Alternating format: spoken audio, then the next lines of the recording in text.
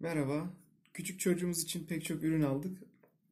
Fakat kasiyer arada bunu alarmını çıkartmayı unutmuş. Şimdi ben bunu nasıl çıkarılacağını göstereceğim size ama bunu kötü bir amaçla kullanmanızı istemiyorum. Bu sadece bu tarz durumlarda kalan insanların kullanması gereken bir şey.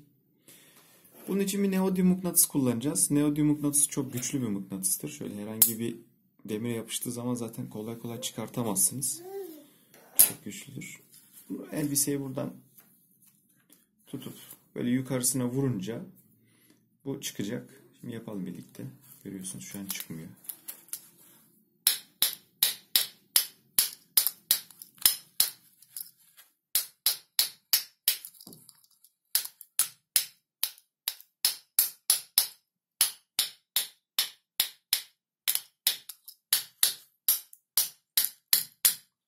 Şöyle geldi de biraz daha vurmam gerekiyor.